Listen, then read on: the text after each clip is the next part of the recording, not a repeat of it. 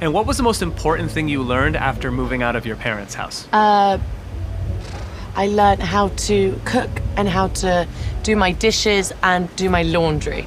Those are important things to know. And how do you unwind after a performance?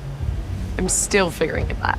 But do you want to follow me and I'll show you something really, really cool? I would very much love to see something cool. Now, Dua, what is the most important thing that travel can do for a person? I feel like it can really just broaden your perspective and your horizons. Now, I need some travel recs. Where should I get the best coffee in New York City?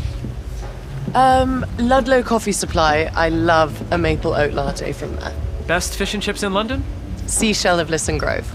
And since we're in Los Angeles right now, where can I see some good art around here?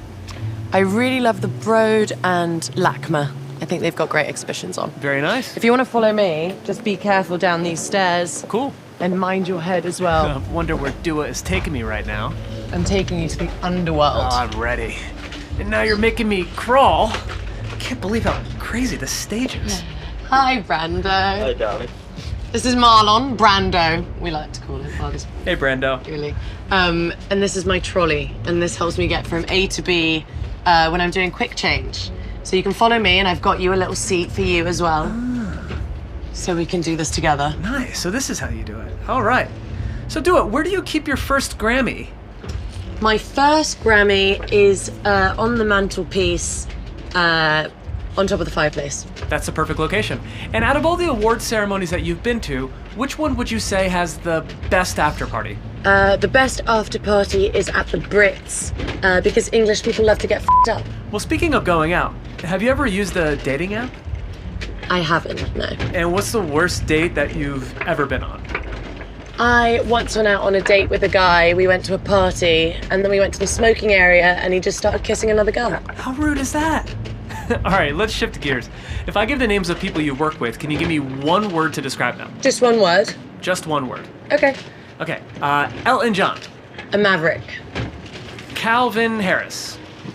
A polymath. Thanks, Branko. And what about Megan the Stallion? Well, it's not really one word, but the hot girl. Now, who would you say you were most excited to collaborate with on the Future Nostalgia remix? I was really excited to collaborate with the Blessed Madonna. Just getting to work with a female producer for the first time was really special for me, and get to reimagine the album was super cool. That is cool. And what song would you play at a dinner party to get every single person on the floor dancing? Oh, The Time Is Now by Moloko. How did your songwriting approach change between your two albums? I just got more confident, and I trusted myself and my craft. And what is your favorite lyric that you've ever written? I'll sink my teeth in disbelief because you're the one that I want, which is from my song Love Again. So I love your Future Nostalgia tattoo. When did you get that? I got it before my album came out. I actually announced my album title through the tattoo. Very cool. And do you regret any of your tattoos? No, I don't regret any. Gin or vodka martini?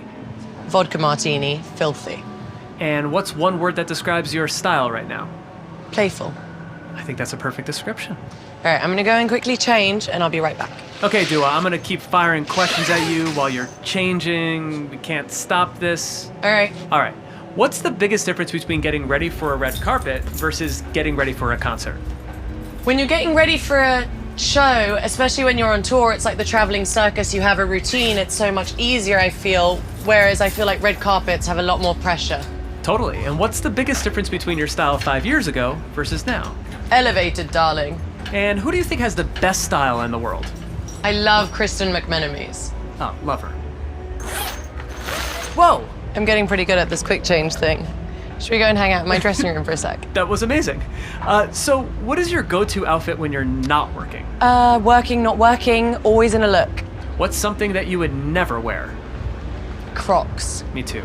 Stilettos or platforms?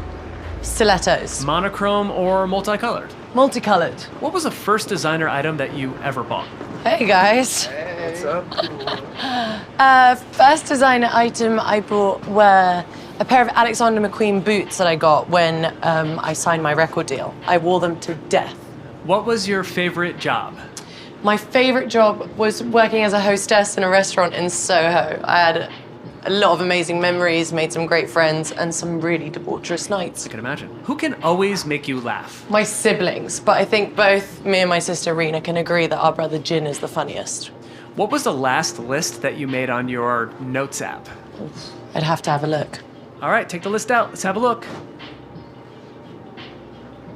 The last list I made was the numerology report that I got from an astrologist. Ooh, can I see it? Okay. Hey, John. Hey, John. So how did you get the idea for Service 95?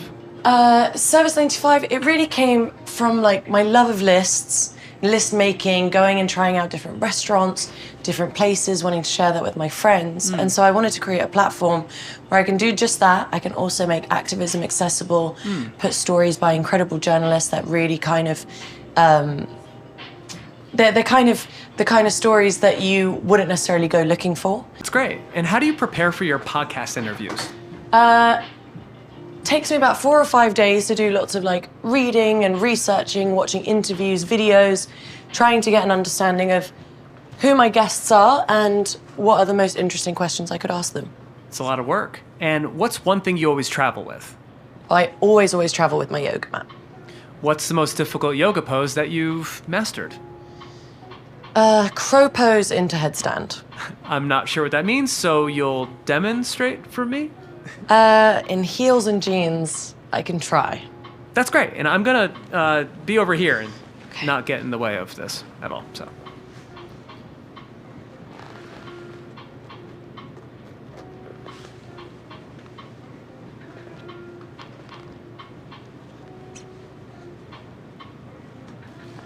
Whoa!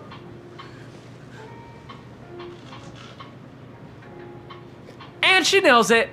10 out of 10 execution from Dua Lipa. That was amazing, and thank you for showing me that. Of course, anytime. Okay, so one thing I love about you is that you've never shied away from sharing your beliefs. Why is that so important to you? I feel very lucky to have this platform, and so I feel like I need to use it for something that's way bigger than me. Makes sense. And what's a cause that's on your mind right now? I'm actually currently working with the activist Nadia Murad and trying to find out ways on how we can help the Yazidi community. Who inspires you politically? King Bernie. Is there anything that you'd like to set the record straight on? A lot of people ask me if Dua Lipa is my real name, and it is. Noted. And do you have any newer rules that you would like to add to the new rules that you had before? Yes. Make sure you give your friends your phone on a drunk night out so you don't end up drunk calling someone a million times. That's right. And what's one question you're tired of being asked? Are you ready? And last question, question number 73. For everyone watching at home, what is the definitive answer to the question, are you ready? Always. And I'm ready for your performance. Excited to see you on stage. Mwah. Thanks, Dua.